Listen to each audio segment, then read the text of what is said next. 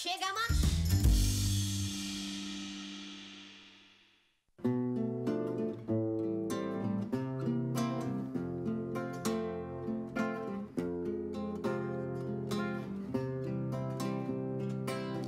Devia ter passeado mais, aproveitado mais, antes de aparecer esse naba, né? Esse Covid que tá demais, só problema atrás, ninguém mais sabe o que fazer. Devia ter viajado com o rapaz e ter feito muita trilha a pé, até de bicicleta. Hoje eu tô aqui trancada em casa até quando Deus quiser. Vamos ter fé. Um dia vai amanhecer e o Covid vai ter sumido. Um dia vai amanhecer e a gente vai sair sem máscara. Oh, meu Deus, que seja logo. Devia ter brincado mais, deixar os problemas pra trás e tentar só viver, é mesmo. Com a quarentena nem lembro mais quanto tempo faz que tudo parou de acontecer. Tá todo mundo assustado, regalado, sem saber no que acreditar. Uns torcem pra dar tudo errado, e outros pra gente escapar. E sim, hein? Um dia vai amanhecer e o Covid vai ter sumido. Um dia vai amanhecer e a gente vai sair sem máscara. Um dia vai amanhecer e o Covid vai ter sumido. Um dia vai amanhecer e a gente vai viver. Deus queira.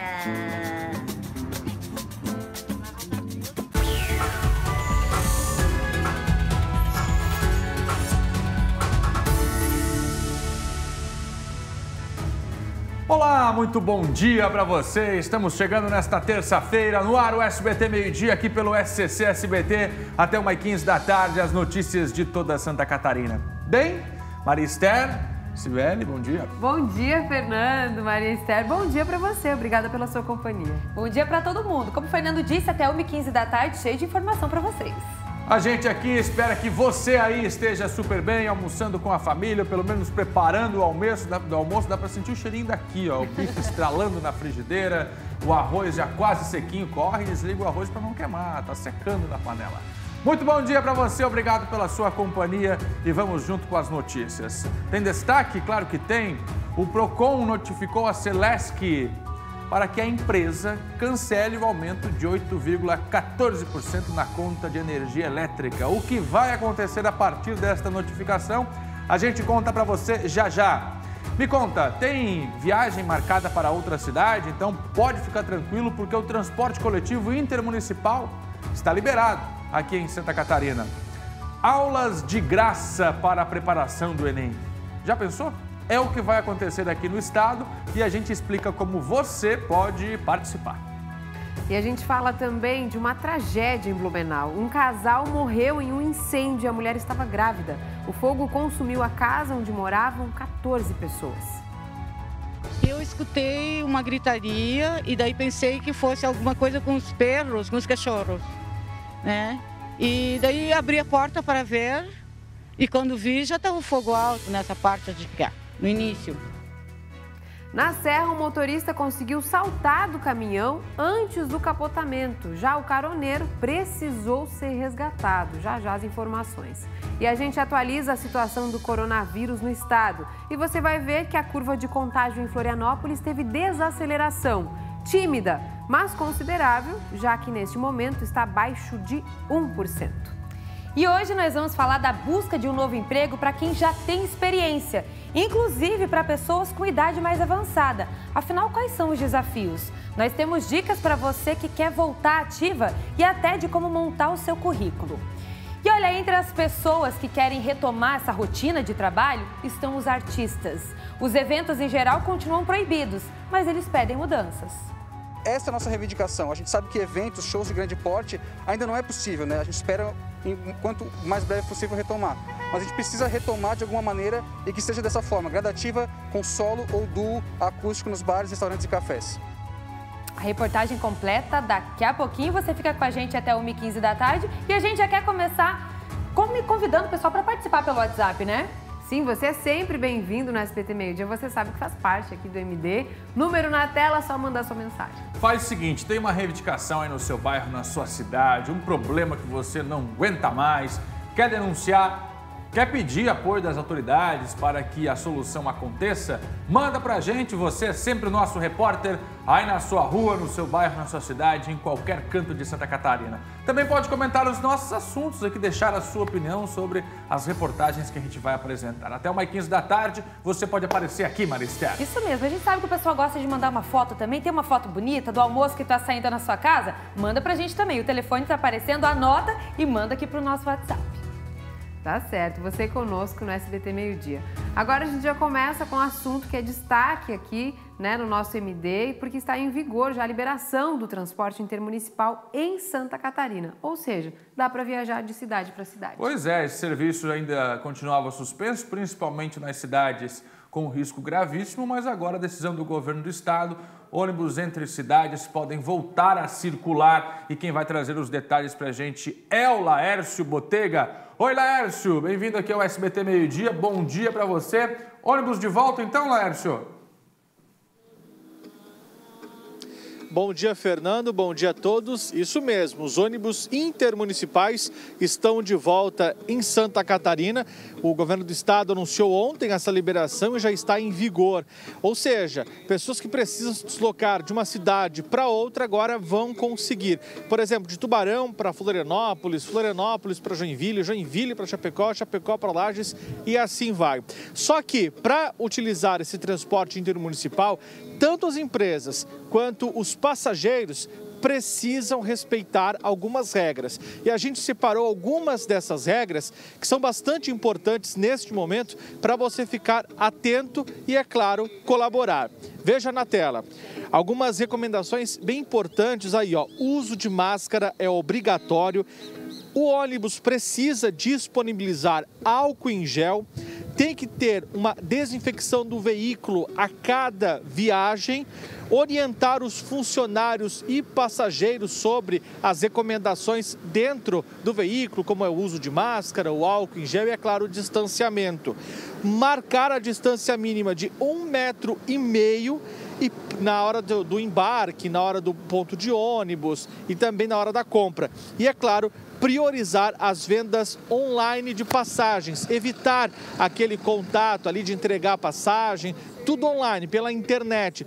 Essas são as recomendações. Recomendações necessárias para que os ônibus continuem circulando, já que eles podem agora circular de uma cidade para outra desde hoje, terça-feira, e essas são as recomendações. Os ônibus voltaram a circular, já que algumas cidades, por conta dessa divisão que estava tendo aí, essa separação de região que estava gravíssimo, grave, e aí todas essas regiões de Santa Catarina estão liberadas agora para circular com os ônibus intermunicipais. Um alívio, Fernando, para aquelas pessoas que precisam sair de uma cidade para outra.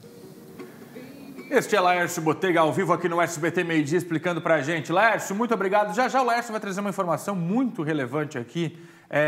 Um aulão para quem vai prestar o Enem. Então você que é pai, você que é avô, tem adolescente em casa, vai prestar o Enem. Não são apenas os adolescentes. Preste atenção, nós vamos explicar já já. O Laércio Botega está com todas as informações. Até daqui a pouco, Laércio. Laércio Botega ao vivo, tá combinando com a cor do ônibus ali, você viu? Ficou bonito, né? Olha aí, ó. Ônibus intermunicipais estão de volta, foram liberados pelo governo do estado. O que significa? Maristério, eu quero sair de Florianópolis e ir para Criciúma. Agora vai ter ônibus circulando. eu quero sair daqui e ir para Joinville, visitar os teus amigos lá em Joinville, Maristela, vai ter ônibus circulando. O intermunicipal ainda estava suspenso porque, segundo o governo, existia esse risco de contágio maior, principalmente nas regiões de alto risco do coronavírus, mas agora intermunicipais de volta à circulação. Maristela. Fernando, olha, hoje a gente vai falar aqui da classe artística. Há algum tempo nós já viemos aqui no SBT Meio Dia falando que eles estão aí entre os mais afetados nessa pandemia. Os artistas, eles já estão há 5 meses sem poder trabalhar. Os eventos, eles continuam proibidos, mas aí eles estão pedindo que sejam adotados alguns protocolos específicos para que eles possam voltar ao trabalho em locais onde não há aglomeração de pessoas. Pois é, este é um dos assuntos de hoje aqui do SBT Meio Dia. A Jéssica Valentini foi conferir como está esta situação dos artistas que, inclusive, fazem um protesto. Hoje, novamente, já fizeram um pela manhã, fazem um outro novamente hoje na capital, pedindo aí que o governo, pelo menos, adote um protocolo para o retorno dessas atividades. Vamos ver um trechinho.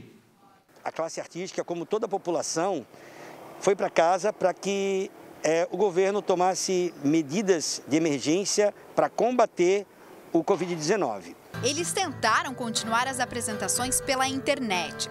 Durante um tempo, funcionou. Mas o tempo foi passando e as contas foram chegando. Minha situação financeira é deplorável, é calamitosa. Água em atraso, luz em atraso, prestação de casa em atraso, carro com busca e apreensão, porque a gente não consegue doação suficiente para manter um mês. Eu vendi equipamento, né, para poder sustentar, manter as contas da casa, e também vendi uma moto, um veículo, né?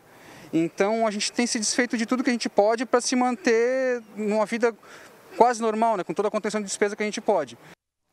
Essa situação dos artistas, dos profissionais da cultura aqui em Santa Catarina, inclusive a gente já tem a informação de que nas próximas semanas o governo do estado vai começar a pagar o auxílio emergencial de R$ 600.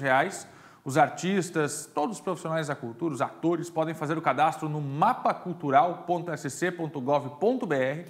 É o primeiro cadastro, depois vem novas etapas, mas esses recursos já estão assegurados, 97 milhões de reais. Outra informação importante desses 97 milhões, parte vai para as prefeituras, que vai ajudar a pagar aí a luz, aluguel, enfim, manter as estruturas de cultura que neste momento também estão com problemas financeiros. Já, novas informações. Olha, Fernando, na semana passada estava todo mundo subindo a serra aí na expectativa para ver a neve, para curtir o frio. Eu, inclusive, fui para lá também. E aí, no meio disso tudo, gente, um grupo de amigos subiu a serra de um jeito inusitado. É o que a gente vai mostrar para vocês agora no quadro Tá na Rede. Na última semana, a serra esteve movimentada. E a expectativa, hein, Luiz Antônio? A expectativa é grande, que encontramos a neve aqui, então é uma experiência diferente, ver neve no Brasil. Para lá, foram turistas de todos os lugares ansiosos para viverem uma experiência única. É uma novidade, uma oportunidade. Primeira vez que a gente tem esse contato com o frio tão grande, né? Alguns subiram de carro, já outros de trator. É isso mesmo, foi o que fez esse grupo de amigos.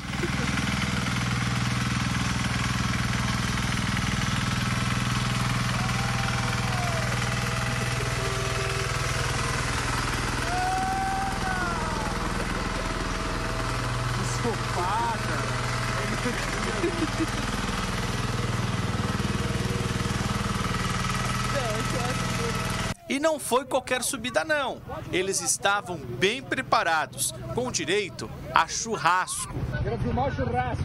Não, quero ver o churrasco. Tem churrasco ali? Tem churrasco aqui ou tem churrasco?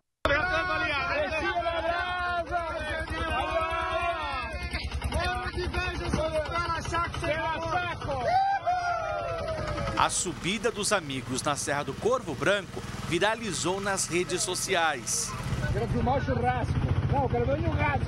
Tem churrasco ali? Tem churrasco aqui ou tem churrasco?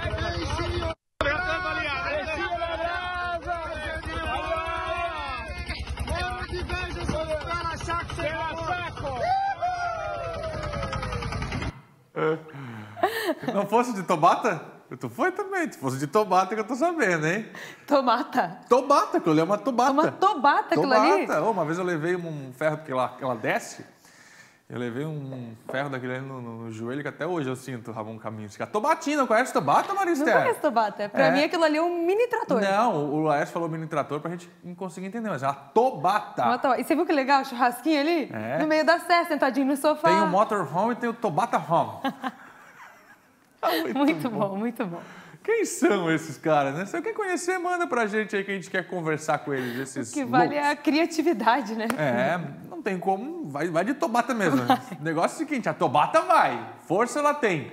Agora a Serra do Corvo Branco também linda, já passou por lá? Não passei por lá, Fernando, tenho vontade de conhecer.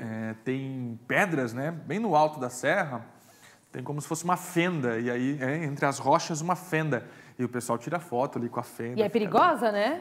Agora está sendo pavimentado, inclusive o governo do estado autorizou lá o fim da continuação das obras de pavimentação. Serra do Corvo Branco, depois de Urubici ali, é lindo também para visitar. Ficou interditada durante algum tempo, mas agora está liberada. Um abração para todo o pessoal da Serra que passou frio, que se inventou aí alguma forma de subir a serra, né, Maristela? Isso mesmo, nem que seja com um churrasco, sentadão no sofá, o que vale é a experiência. Agora vale aqui para a Maristela, né, que ela aprenda como é que se sobe a serra de uma forma raiz, porque ela fala, não, eu quero subir de helicóptero. Jamais. É porque eu não tive oportunidade. Se tivesse me oferecido a Tobata, igual você está falando, eu teria ido também. Eu quero de helicóptero, água quente.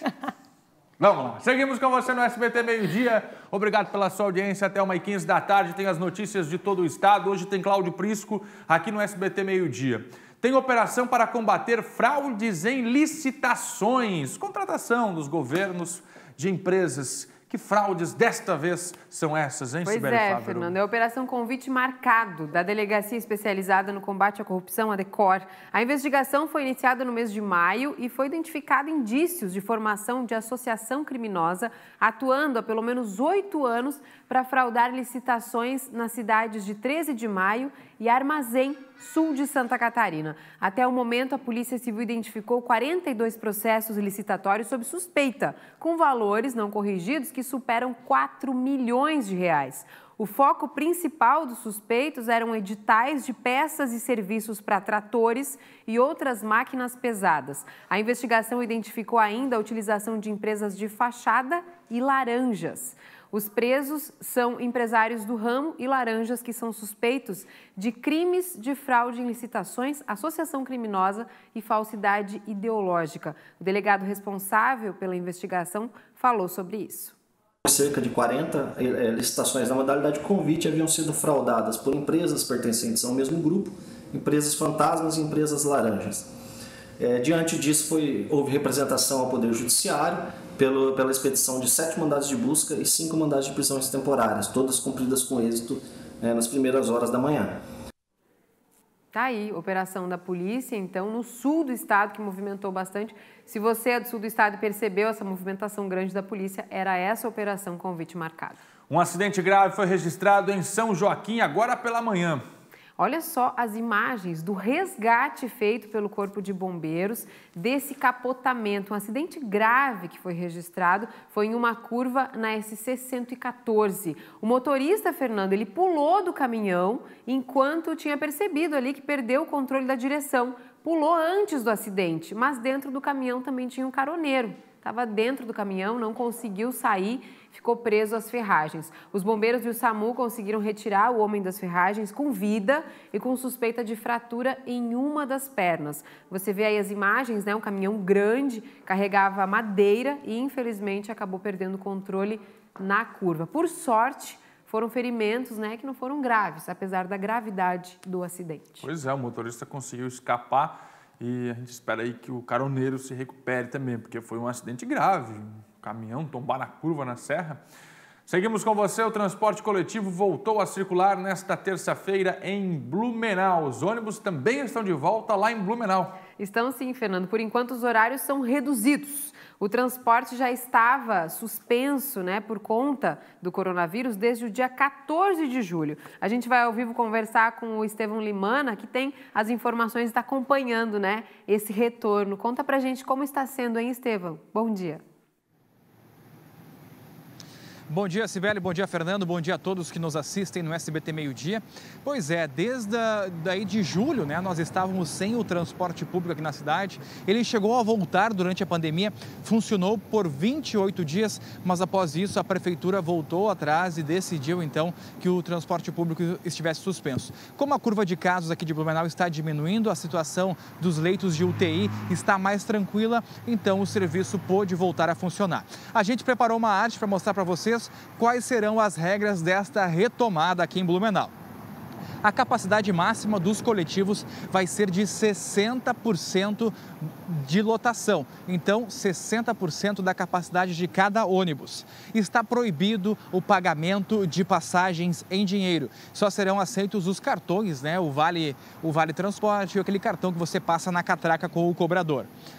Vai ser disponibilizado, então, né, em todos os terminais, os ônibus, o álcool em gel para que as pessoas possam fazer, né, a sua higienização, além do uso obrigatório de máscara por todos as pessoas que vão utilizar o transporte público. E, gente, não vale usar máscara no queixo, é máscara no nariz, porque os funcionários da Blumob vão estar orientando a população. Se não tiver com essas obrigatoriedades, não entra no transporte público.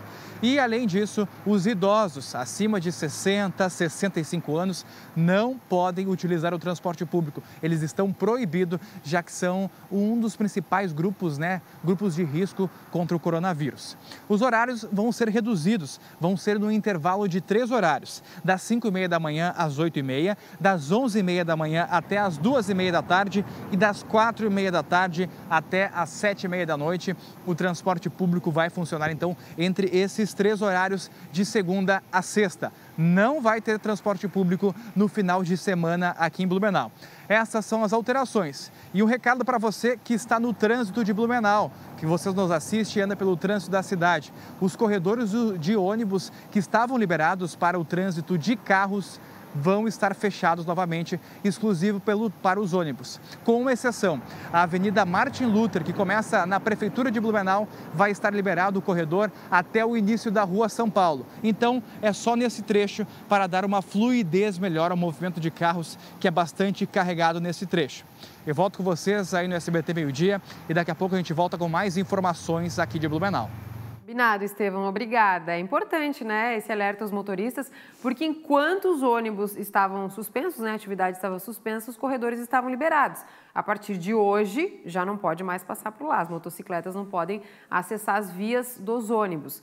O transporte coletivo, então, volta a Blumenau com 60% da capacidade e não circula nos fins de semana. Por causa do aumento da taxa que está valendo desde sábado, reajuste na conta de energia elétrica, o Procon de Santa Catarina notificou a Celesc. Pois é, a gente vai conversar agora com o Laércio Boteca ao vivo para explicar para a gente se essa taxa vai ser mesmo suspensa, né, Laércio? Bom dia.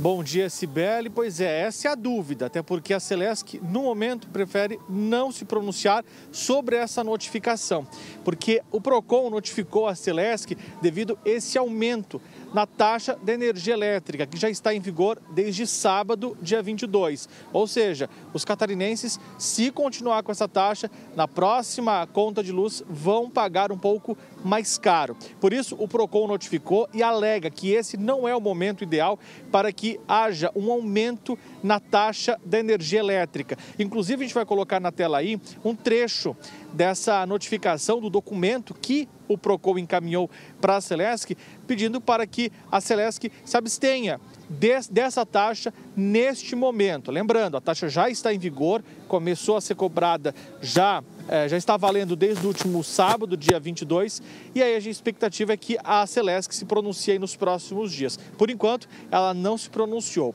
O Thiago Silva, que é o diretor do estadual do Procon, ele mandou um vídeo para a gente explicando sobre essa notificação. Confira.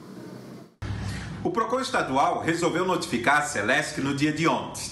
É inadmissível que no momento de pandemia que nós estamos vivenciando, os consumidores terão um reajuste de 8,14% e as indústrias 7,64% de reajuste em cima das suas faturas.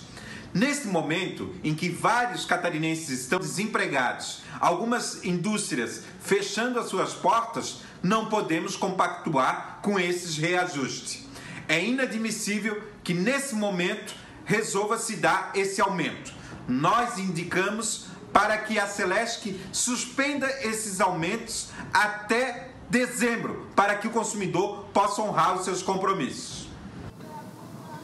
Pois é, como o Thiago Silva, que é o diretor estadual do PROCON, disse aí, fica inviável e é complicado neste momento, já que a gente já mostrou aqui no SBT Meio-Dia, em algumas reportagens, famílias que infelizmente não conseguem pagar a taxa de energia devido à pandemia. Muita gente desempregada, pessoas ganhando pouco por conta da redução, enfim. É um momento delicado, a gente continua acompanhando e espera aí nos próximos dias, nas próximas horas, um posicionamento da própria Celesc sobre esse assunto. Cibele. Obrigada, Laércio, pelas informações. É isso, né? O PROCON se manifestando agora por conta, né, dessa notificação, dessa suspensão. Hoje a Celesc, com o seu presidente, também vai estar na Assembleia Legislativa, vai participar de reunião por lá e vai explicar aos deputados também este reajuste de 8,14% para casas comuns, né, residências comuns, e de 6,67% para indústrias, grandes empresas. Notificação. A Celesc foi procurada pelo SBT Meio-Dia agora pela manhã. Não vamos nos manifestar, mas falta agora a resposta, se vai acatar este pedido do PROCON. É o que deve acontecer, essa resposta deve sair nos próximos dias, inclusive durante esta reunião na Assembleia Legislativa, claro que a gente vai estar acompanhando. Uma família que mora dentro de um ônibus, depois que o tornado, foi o ciclone bomba, né? Passou pela região também da Serra Catarinense, uma família acabou perdendo a casa e teve que mudar para dentro do ônibus, Maria Esther. Pois é, tem muitos estragos ainda, viu, lá na Serra Catarinense. A gente mostrou essa família aí há cerca de um mês, mais ou menos. Essa família que teve a casa levada pelo ciclone e que estava morando aí nesse ônibus lá em Lages. Agora nós vamos ao vivo lá para a cidade de novo, porque a Ana Carolina, ela está acompanhando essa situação, esteve com a família hoje pela manhã e vai explicar aí como é que essa casa está sendo reconstruída. Ana, bom dia para você. Boas notícias, então. A família está conseguindo se reconstruir, né? Oi, gente, bom dia, é isso mesmo. Como vocês já contaram, nós estamos acompanhando essa situação desde o início, desde quando o ciclone bomba passou aqui pela Serra Catarinense e, infelizmente, levou, né, a casa da dona Cecília e do seu Erivelton. Por muita felicidade, muitas pessoas estão se solidarizando, estão doando, eles estão sim conseguindo reconstruir a casa. Hoje pela manhã nós fomos até lá junto deles, eles continuam morando no ônibus ainda, mas tem tudo para começar a reconstruir essa casa ainda hoje, com muitos parceiros que estão auxiliando. Olha só. O ciclone bomba ainda deixou rastros no interior de Lages. A casa da dona Cecília e do seu Erivelton foi completamente destruída, levada pelo vento. Sobraram somente os escombros e obrigaram o casal a morar dentro de um ônibus. As madeiras que deram forma à casa já foram conseguidas, uma doação da Polícia Militar Ambiental e prontas para serem levadas. A 5ª Companhia de Aviação em Lages, o Águia 4, tem ajudado na arrecadação de donativos desde o início e leva hoje as madeiras para a família. Através do projeto Águias Solidárias, nós começamos a acompanhar esse projeto de reconstrução da casa da dona Cecília e faltava o principal, que era o material para a construção. Nós conseguimos arrecadar algum valor em dinheiro e agora no final a gente conseguiu a doação das madeiras através da Polícia Ambiental. Então as madeiras já chegaram, hoje elas devem estar sendo encaminhadas para a gente terminar e finalizar esse projeto da casa da dona Cecília. O casal aguarda ansioso o recebimento das doações. Sonham em como deve ficar a casa nova, mas ainda precisam de ajuda. Graças a Deus, uma boa notícia, né? Tá chegando, já conseguiram as madeiras para nós, diz que hoje à tarde já vai chegar. Eu só tenho que agradecer, sabe? Por tudo que vocês têm feito para nós, as pessoas têm nos ajudado, nossos móveis foi quase tudo, né? Máquina, não tem nem máquina para lavar roupa, então está sendo meio complicado para nós, né? Precisa de material, as coisas para dentro de casa, mas olha que nós construída, fica mais fácil, né? Porque parece que eles estão adquirindo lá e guardando lá, né? Não sei. E como a própria dona Cecília e o senhor Erivelton contaram, agora eles precisam das coisas para colocar dentro da casa, né? Principalmente dos móveis. Eles estão precisando realmente de tudo, tá? Porque muito pouco vai ser aproveitado do que eles tinham antes. Agora eu vou aproveitar para contar o que a dona Cecília me contou hoje pela manhã, que eles ainda estavam conseguindo lavar as roupas num tanquinho, numa máquina que ela tinha lá. Infelizmente, nessa semana a máquina pegou fogo, então, gente, lavar roupa na mão, nesse frio que faz aqui em Lages, olha, é cruel, viu? Então, se alguém se solidarizar, a gente vai deixar aqui o contato deles também. Se puder doar principalmente uma máquina de lavar roupa para auxiliar eles, vai ser muito importante, vai ser fundamental. Lembrando que todas as doações são importantes, viu? Sendo alimentos, roupas e principalmente os móveis. O contato está aqui, é só entrar em contato com eles que eles vão receber de braços abertos, como recebem a gente todas as vezes que nós vamos lá. Podemos voltar ao estúdio. Muito obrigada, Ana Carolina de Lima, aí pelas informações. Vocês viram só, Fernanda, eu quero até lembrar de quando nós mostramos a primeira vez essa família morando no ônibus, o otimismo, né? A maneira como eles estavam encarando isso, porque eles perderam a casa deles, que veio abaixo com o tornado, né? Não sobrou nada, a gente mostrou os escombros, tudo ali, e a maneira como eles estavam encarando. E agora, mais uma vez, a dona Cecília ali dando entrevista e dizendo, agradecendo, né? Pelo SBT estar voltando lá para mostrar de novo a casa deles sendo reconstruída, pelas doações que estão chegando. A Ana acabou de pedir agora essa máquina de lavar aí para ajudar a dona Cecília. Muito bacana a gente mostrar principalmente a maneira como eles encaram isso, Fernando. Aí está o ônibus que tem servido muito para essa família. Olha a dona Cecília, já chegaram lá alguns materiais que foram doados, madeiras, e a casa começa a ganhar forma, olha aí, ó. Ela na expectativa, dona Cecília, vai para o lado, vai para o outro. Olha aí, ó, as madeiras que já estão chegando por lá. Esta família da Serra Catarinense, olha, o ciclone varreu a casa deles. Não sobrou nada, não sobrou casa, não sobrou móveis. E aí, com a ajuda da Polícia Militar e também de outros órgãos da segurança pública e principalmente da comunidade, a dona Cecília e o marido vão ter uma casa novamente. Agora a máquina pegou fogo. Então, quem puder doar, às vezes tem uma máquina sobrando, né, Maria Esther? Claro. Ou até mesmo uma empresa, né, que faz conserto de máquinas, enfim, pode fazer essa doação. Contato na tela, vamos colaborar aí com a dona Cecília, ela merece uma casa nova. Fernando, mudando de assunto agora, nós vamos falar dos profissionais formados e com experiência. A gente sabe que eles também têm dificuldades na hora de se recolocar no mercado de trabalho. A Carolina Fernandes, ela vai mostrar por que isso acontece, né? E tem dicas para quem está procurando emprego. Olha só. E para quantas vagas tu já tentou se candidatar nesse formato online? Só num dos sites de emprego esse, eu tenho, tipo, ali no histórico, ali tem para mais de 50 currículos enviados ali, sabe?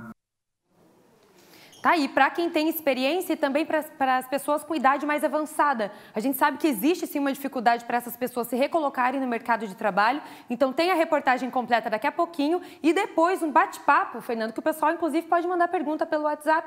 Dicas, como montar o seu currículo, o que fazer numa entrevista. Tem gente que não sabe se coloca no currículo ou se deixa para falar na entrevista. A gente vai esclarecer tudinho aqui para vocês. E é importante, muita gente perdeu o emprego agora durante a pandemia, ou até mesmo fez uma faculdade e não está conseguindo emprego naquela área, fez um curso técnico, mas não gosta mais de atuar naquele ramo.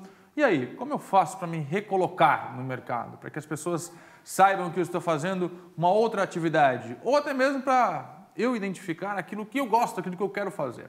Então é o seguinte, já a gente explica tudo para você, essa recolocação no mercado de trabalho. Fernando, cansei, estou bem aqui, estou ganhando bem, mas não quero mais, também está valendo, também pode. Também pode. Inclusive, a gente vai mostrar o que é que as pessoas podem fazer nesse período de desempregado, né? Será que pode fazer um curso online? Tem muita coisa disponível nas redes sociais, por exemplo, que as pessoas podem fazer nesse tempo ali que está mandando currículo, que está esperando o retorno de uma empresa. É daqui a pouquinho. Muito bem.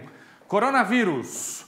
O prefeito de Florianópolis, Jean Loureiro, divulgou nas redes sociais que a taxa de contágio em Florianópolis teve queda. Teve sim, Fernanda. A gente vai mostrar para você a publicação do prefeito de Florianópolis, que afirma isso nas redes sociais e teve grande repercussão. Ele diz que a taxa de contágio pela primeira vez, depois de mais de 2 meses, voltou a ficar abaixo de 1. Dados que antes apontavam entre 1,1 e 0,8, ou seja, a média fica em 0,9, o que significa, segundo ele, que no momento estamos em desaceleração, ainda tímida, mas com uma tendência já sendo acompanhada de semanas atrás.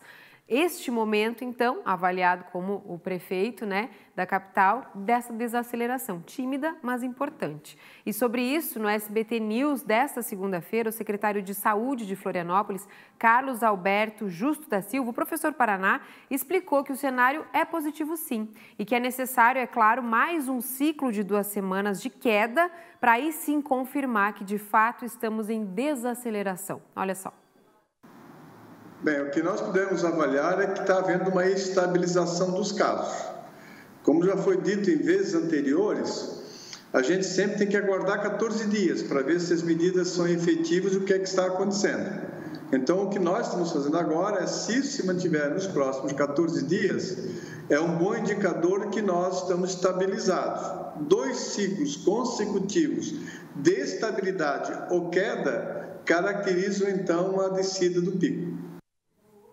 Tá aí a fala do professor Paraná, confirmando, né, esse momento que Florianópolis vive, e é claro, com toda aquela atenção, já que estamos vivendo o primeiro ciclo de 14 dias, onde é avaliada essa desaceleração tímida, e aí o professor diz que se tiver mais 2 semanas nesse mesmo sentido da curva decrescente, aí de fato é um sinal de que estamos não só estáveis, como descendo essa curva de contágio do coronavírus. E que assim seja. Vamos a outras informações do coronavírus. Vamos sim, a gente mostra para você agora, nos nossos mapas, a atualização da situação em Santa Catarina. Começando pelos números, são 295, né? O estado todo tem todas as cidades com registro de coronavírus. Os casos recuperados passam de 123 mil. Nesse momento tem 8.018 casos ativos.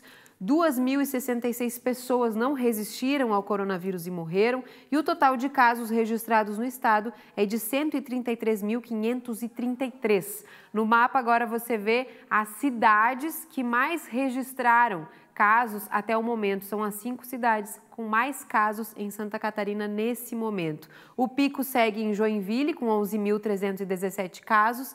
Depois vem Blumenau com 7.819, depois Balneário Camboriú, seguida de Chapecó com 5.008 casos e Florianópolis está com 5.252 casos. Nós temos também, para mostrar para você, o mapa do risco, né? A classificação de risco neste momento em Santa Catarina. E aí nós podemos perceber, estamos entre risco grave e gravíssimo. O grave é a faixa em laranja, que você percebe grande parte do litoral, Planalto Norte, uma parte da região do meio-oeste, também o extremo oeste, que é onde as liberações são maiores, né? Acontecem mais liberações nessas restrições por conta do coronavírus. E a faixa toda em vermelho é onde o risco é gravíssimo. Neste momento, é o risco potencial por região. Fernando. A situação do coronavírus aqui em Santa Catarina. A madrugada de hoje foi marcada por um incêndio, e um incêndio triste em Blumenau. Muito triste, Fernando. 2 pessoas acabaram morrendo no local. A gente vai conversar ao vivo com o repórter Estevão Limana para trazer para a gente os detalhes dessa tragédia que aconteceu para um casal. A mulher estava grávida, 14 pessoas moravam nessa casa onde o Estevão está na frente. E o que a gente quer saber, o que aconteceu, como essas pessoas acabaram morrendo durante o incêndio, o que provocou esse incêndio, como é que estão as outras pessoas? Conta tudo para a gente, Estevão. Sibeli, infelizmente a situação é essa mesmo. Nós hoje acordamos com essa tragédia, com essa notícia bastante triste aqui de Blumenau. Nós falamos da rua Alberto Kopf, que fica no bairro Vitor Conder, pertinho do centro da cidade. Foi por volta das 13h30 da manhã, então, que o fogo começou bem aqui neste local onde nós estamos agora. Pedi para o Marcos Fernandes mostrar para a gente as imagens, nós estamos ao vivo daqui, mostrar onde é que começou o fogo. Foi em cima. Esse aqui é um abrigo que abrigava aí cerca de 14, 15 pessoas, inclusive bastante moradores imigrantes de outros países que paravam por aqui. As condições eram um pouco precárias, mas era aqui onde eles residiam. Até a gente pode ver até ali que ficaram alguns destroços da casa, peças de roupas. A gente pode ver que por enquanto ainda está aqui, o cheiro ainda é de queimado, né? O cheiro forte de queimado. Ainda se a gente chega um pouco perto dessa estrutura, dá para sentir que ela ainda está quente, mesmo o fogo tendo sido controlado por volta das 5h30 da manhã. A nossa reportagem esteve aqui com exclusividade no início desta ocorrência. O nosso repórter cinematográfico Marcos Fernandes registrou várias imagens e a gente conta essa história completa na reportagem a seguir. Essas imagens que a gente vê na tela foram registradas por volta das 3 horas da madrugada. Foi neste momento que o fogo começou a tomar toda a estrutura de uma residência que servia como abrigo para imigrantes que moram em Blumenau. No fundo, dá até para ouvir os gritos de pedidos de socorro pelos moradores. Os pedidos de socorro eram intensos porque 2 pessoas ficaram presas no cômodo superior do abrigo, onde o incêndio começou. Eu escutei uma gritaria e daí pensei que fosse alguma coisa com os perros, com os cachorros, né? E daí abri a porta para ver e quando vi já estava o fogo alto nessa parte de cá, no início. Eu não vi nada, mas ouvi vozes de pessoas gritando para que eu se levantasse e viesse para fora para não ser vítima, né, dessa tragédia. Eu sinto um pouco de revolta e um pouco de aflição, um pouco de sentimento por ter pedido uns amigos, né? O fogo tomou conta do local tão rápido que um casal não conseguiu resistir. Uma mulher de 22 anos, natural de Joaçaba, que estava grávida, morreu na hora. Junto com ela, o seu companheiro, identificado pelos outros moradores como Ronald Ramírez Bocanegra, natural da Colômbia. Os 2 dormiam quando o fogo começou. Ao todo, 14 pessoas residiam neste abrigo improvisado. Os primeiros socorros foram feitos pelos próprios vizinhos. Por conta do frio que fazia em Blumenau, a população também ajudou com agasalhos e cobertores. Gritos, cachorro gritando, pessoas gritando, tipo, foi horrível, assim, meu quarto é bem virado para cá. Então eu abri a janela desesperadamente e só vi aquele fogo subindo, eu corri, chamei a minha irmã. E a gente começou a ligar para os bombeiros, aí depois vieram também, mas era só gente gritando, pessoas gritando e a gente entrou em desespero, tanto que eu nem consegui mais dormir depois disso. Daí no meio da madrugada, depois os bombeiros já chegaram, a gente desceu, veio ver se o pessoal precisava de ajuda, porque são muitas pessoas e a gente chegou aqui e viu que são pessoas de fora, estrangeiros, são venezuelanos e colombianos. Então o que a gente tinha em casa, cobertor e comida, a gente trouxe para ajudar. É pequeno, mas a gente conseguiu, né? Pelo menos ajudar. Tem crianças aqui que estão precisando também. A gente trouxe cobertor, comida, calçado, moletom que a gente tinha velho, que já serve aqui para as pessoas não passar frio, porque eles perderam tudo. Tudo que vocês imaginarem, eles perderam. Este incêndio começou por volta das 13h30 da madrugada de hoje. Agora são em torno de 9 horas da manhã. A gente vai ver aqui, o local está isolado, o Corpo de Bombeiros faz aí, né, buscas, faz a perícia para saber qual foi, né, a real causa deste incêndio. Mas a gente sabe que o fogo começou naquele cômodo de cima e foi se alastrando para os outros lugares da residência. Em meio ao desespero e à tristeza por conta do incêndio, um alento. Os cachorros de alguns moradores foram encontrados com vida. Eles haviam fugido quando o fogo começou. Ai, faltei Miura, eu creio que Miura não sabe. A Miura estava na cama aí. Após as chamas serem apagadas e o local isolado, os moradores foram levados ao Centro Pop, um abrigo cedido pela Prefeitura de Blumenau, que vai acolher todas as famílias que acabaram perdendo tudo no meio do fogo. O Corpo de Bombeiros agora está investigando o caso para saber qual foi a origem do incêndio. Como eles estavam em condições precárias sem serviço de água e luz, está descartado que tenha acontecido um curto-circuito. Agora a perícia, né, para descobrir as causas e, como a gente viu na reportagem, sem luz, talvez uma maneira alternativa de iluminar a casa estivesse sendo usada. Mas o principal nesse momento é a tristeza, né, Fernando, de 2 pessoas morrerem, as outras, né, 12 que também moravam lá foram pegas de surpresa, mas por sorte estão bem, agora tentando ser realocadas, tentando continuar, né, a vida que já era em uma condição precária. E o alerta, né, que sempre os bombeiros fazem nesse período de frio e sem energia elétrica, né, provavelmente estavam com uma vela, né, para a iluminação da casa, já que 12 pessoas viviam ali. Uma verdadeira tragédia, a nossa solidariedade. A classe artística é uma das mais afetadas durante a pandemia. Os artistas estão há 5 meses sem poder trabalhar, Maria Esther. Pois é, a gente sabe que os eventos eles continuam proibidos, mas eles pedem agora, os artistas, que sejam adotados aí protocolos específicos para que eles possam voltar ao trabalho em locais onde não há aglomeração de pessoas. Olha só. Antes da pandemia, era assim que o Leco e o Vini ganhavam a vida.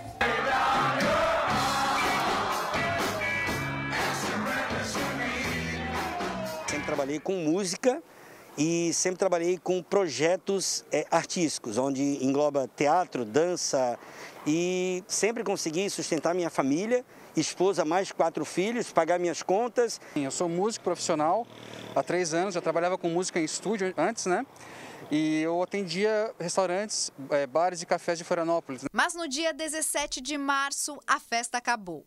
Naquele momento, precisava acabar, ao menos presencialmente. No início da pandemia, foi feito lockdown e a classe artística, como toda a população, foi para casa para que o governo tomasse medidas de emergência para combater o Covid-19. Eles tentaram continuar as apresentações pela internet.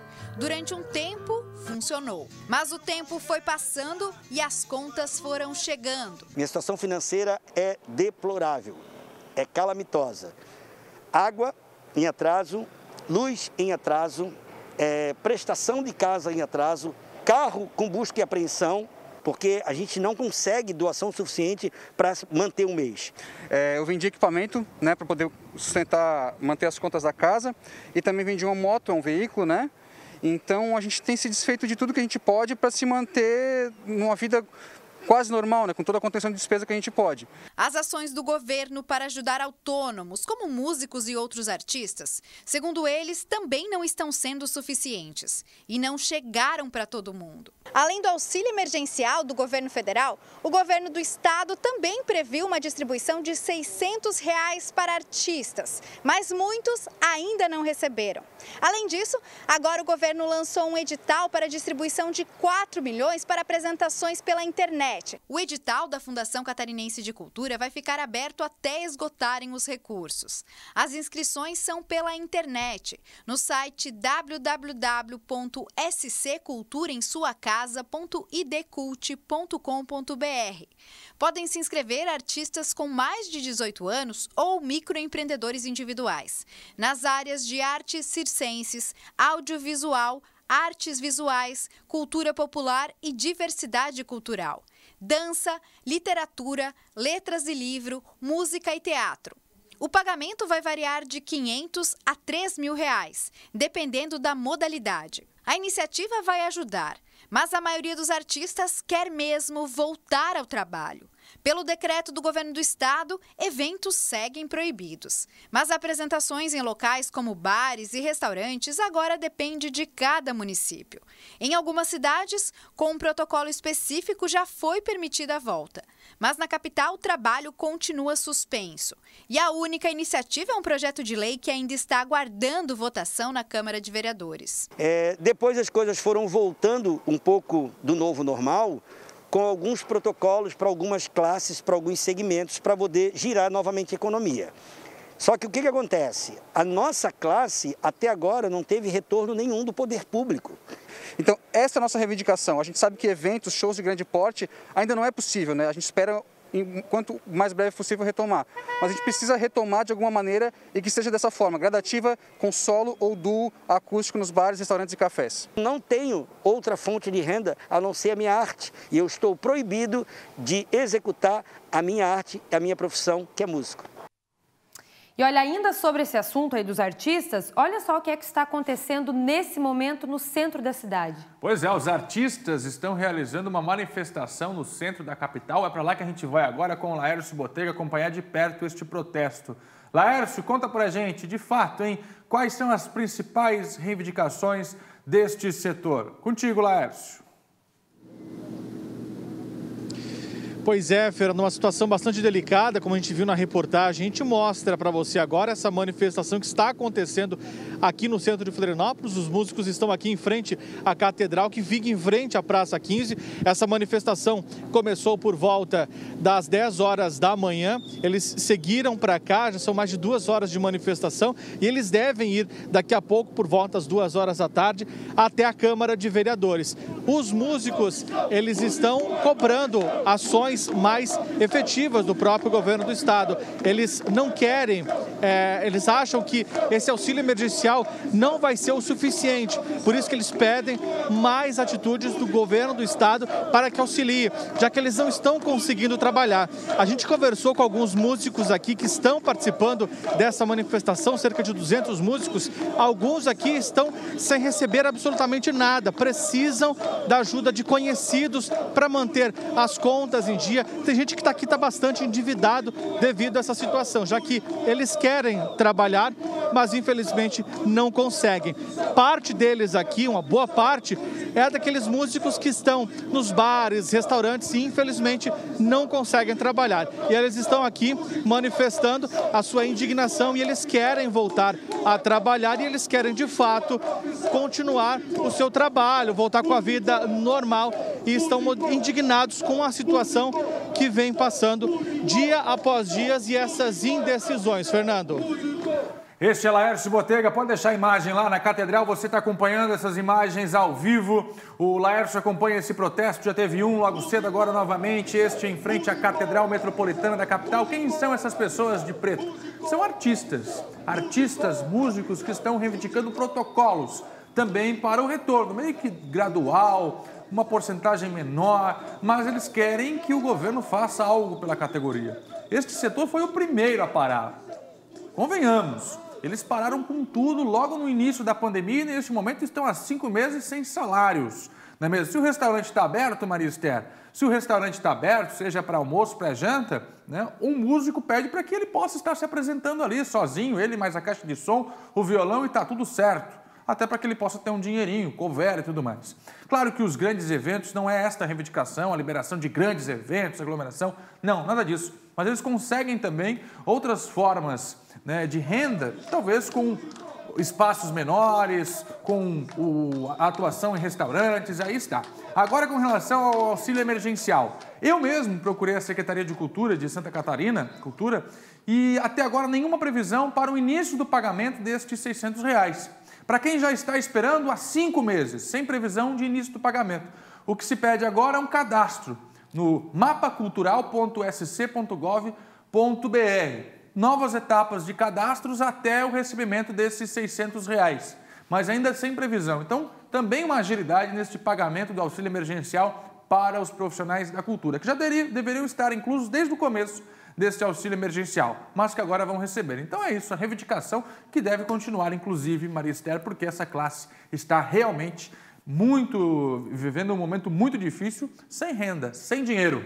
Pois é, Fernando, e assim como os músicos, os artistas, tem muitos outros desempregados, pessoas querendo retomar essa volta aí para o mercado de trabalho, né? Precisando de emprego, Fernando. A Carolina Fernandes, então, ela fez uma matéria que traz dicas para quem está nessa situação. Olha só. Formado há 7 anos em administração de empresas e com 2 cargos de gerência no currículo, o Marcos está desempregado há 6 meses. E mesmo com toda essa bagagem, está sendo complicada a recolocação dentro do mercado de trabalho. Marcos, a pandemia veio para piorar esse cenário, mas quais são as suas principais dificuldades agora para se recolocar? Hoje, eu posso dizer que a pandemia mesmo, ela fez desandar de vez, porque parece que as empresas elas não estão mais dando tiro para errar, vamos dizer assim, porque ninguém chama para trocar uma ideia, para uma entrevista, para conhecer a gente. Parece, pelo menos me passa a impressão hoje que as empresas, eu calculo também muito por causa da pandemia que complicou para todo mundo, que as empresas querem chamar tal pessoa já para entrar. Antes da pandemia, o plano era buscar qualificação para melhorar o currículo. Atitude fundamental para alguém que, assim como ele, ocupava um cargo sênior na empresa. A minha intenção era fazer um mestrado, uma pós, tudo. Aí somou a pandemia também, agregar o currículo, né? somou a pandemia também, meio que tudo parou, e eu tenho uma pequenininha de 3 anos, acabei dando uma segurada na onda do que eu poderia crescer, né, para mim, assim, crescer de conhecimento. E nestes últimos 6 meses, ele tem pesquisado e se candidatado para muitas vagas. Só num dos sites de emprego esse, eu tenho, tipo, ali no histórico, ali tem para mais de 50 currículos enviados ali, sabe? E tanto que eu até meio que saí do meu métier, no caso, que seria a logística, a administração. Já estou indo mais abrangente nas procuras, sabe? Pois é isso que eu ia te perguntar. Tu tem 2 cargos de gerência no teu currículo. Hoje, a tua procura é pela gerência ou tu aceitaria um cargo mais baixo, enfim, de uma outra categoria, enfim, dentro da empresa? Não, hoje em dia, muito somado também a pandemia aí, eu acredito que não tem mais isso não, porque como está difícil para todo mundo, a gente está na luta pelo que tiver, sabe? A gente está aí para ir atrás, porque se for querer começar lá em cima com esse atual momento econômico, eu acho que ninguém vai conseguir, não. O profissional sênior é aquele que tem muito mais experiência, tanto profissional quanto de vida. Mas o que está impedindo esses profissionais de ter uma recolocação dentro do mercado de trabalho? A gente está com a Aline Veiga, ela que é coach de carreiras. Aline, qual é a principal dificuldade para quem tem esse tipo de experiência, né, essa graduação sênior? Qual é a dificuldade que está enfrentando agora no mercado de trabalho? Eu vejo 2 erros básicos, 2 erros principais, que é muito mais num direcionamento desses candidatos do que propriamente uma dificuldade do mercado.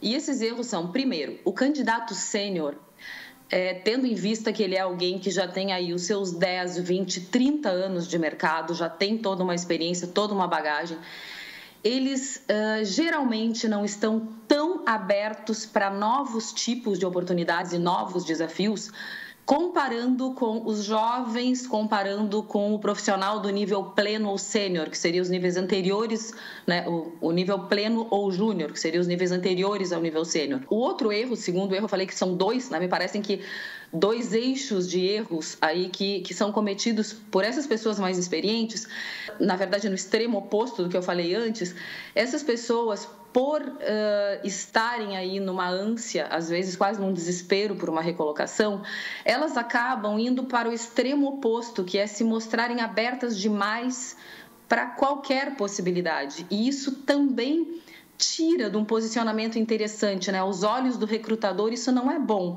A pessoa fica quase mendigando uma vaga. Então, também tem que ter cuidado com essa posição. Mas é preciso que o comportamento de quem está procurando emprego mude. E isso vale desde o estagiário até o nível sênior. A gente precisa parar de se colocar como alguém que está pedindo algo, como alguém que está demandando algo. E a gente precisa se relacionar a partir de um outro pano de fundo aí, né? Esse pano de fundo é o que essa pessoa precisa, o que eu posso oferecer para essa pessoa, né? É o que eu posso compartilhar com essa pessoa, o que eu posso trocar com ela, e não o que ela pode me dar, é o que eu posso dar para ela, o que ela precisa afinal, o que ela necessita, é saber escutar, né? Outra dica fundamental para a recolocação é que o profissional sênior tenha muita visão de mercado neste momento. Ampliar a visão de mercado é enxergar possibilidades, e nada melhor para enxergar possibilidades e oportunidades do que estar com pessoas, se relacionando com pessoas, ainda que de uma forma virtual neste momento.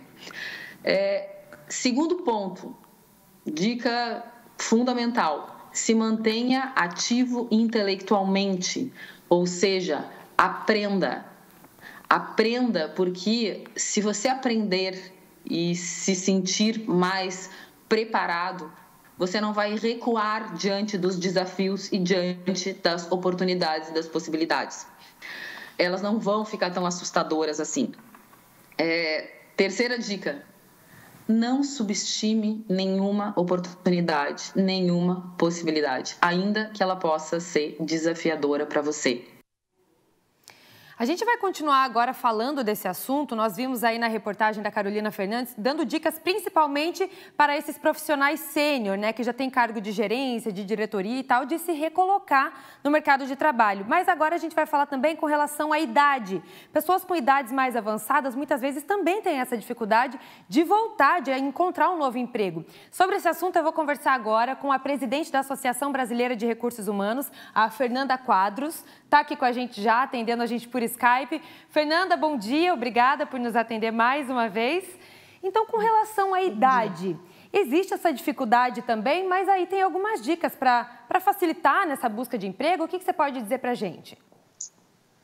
Olha, Maristé, nós vivemos numa sociedade onde a juventude ainda é muito valorizada, né?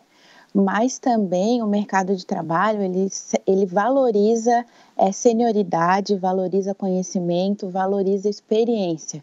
Inclusive, existem vários projetos que auxiliam pessoas com mais de 50 anos aí a voltar ao mercado de trabalho.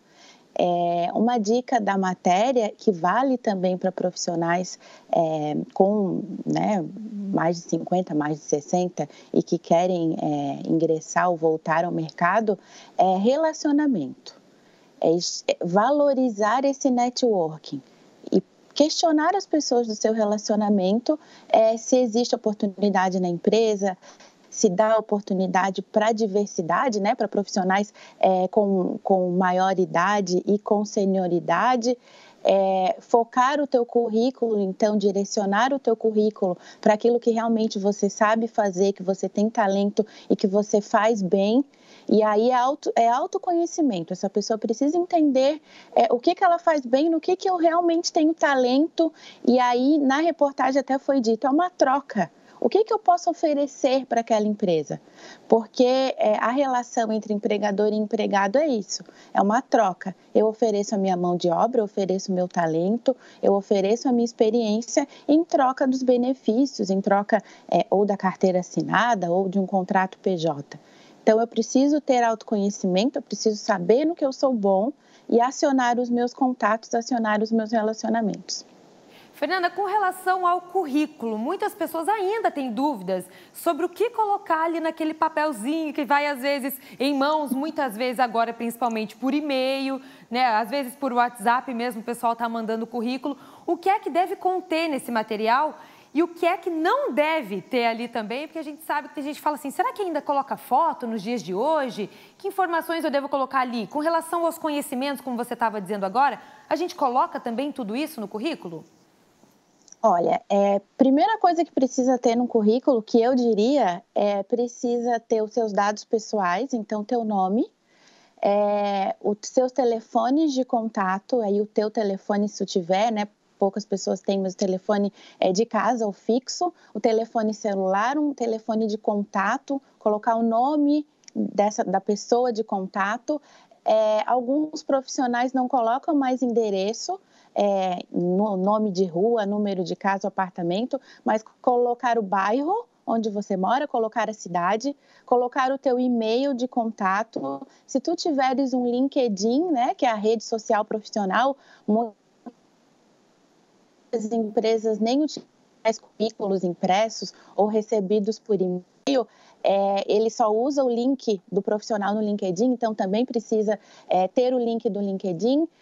Você vai colocar a área de interesse, que você se interesse em trabalhar e que você tem habilidade para trabalhar, então área financeira, área administrativa, área comercial. Eu, pessoalmente, Fernanda, quando converso com alguém, quando indico para os meus clientes, eu sempre sugiro a pessoa profissional a descrever de forma sucinta o perfil profissional dela. Então, a experiência que ela tem, experiência em que área, experiência em quais atividades, em que ramo de atividades, qual a formação. Então, uma pequena introdução falando do perfil. Depois ela coloca a educação dela, né? A formação acadêmica dela, onde ela estudou. E aí ela parte para as experiências profissionais. O nome da empresa, se ela quiser, se ela souber o ramo de atividade da empresa, se é varejo, se é indústria, que indústria que é, se é farmacêutica, se é indústria de alimentos. Ela coloca o cargo que ela teve, que ela ocupou, e aí se ela ocupou vários, ela vai colocar os vários cargos que ela teve, o período que ela ocupou cada cargo. Quando eu falo período, é mês e ano de início, mês e ano de final. Do final da saída, ou se ela ainda estiver, coloca como atual, porque às vezes chega currículo para a gente só colocando o ano. E aí, às vezes, é o mesmo ano, e a gente não sabe quantos meses aquela pessoa ficou. E algo que é importante e que as pessoas não colocam quais foram as responsabilidades que eu tive naquele cargo. Isso é fundamental e faz total diferença. Eu sempre dou esse exemplo, que eu fui auxiliar administrativo em uma empresa.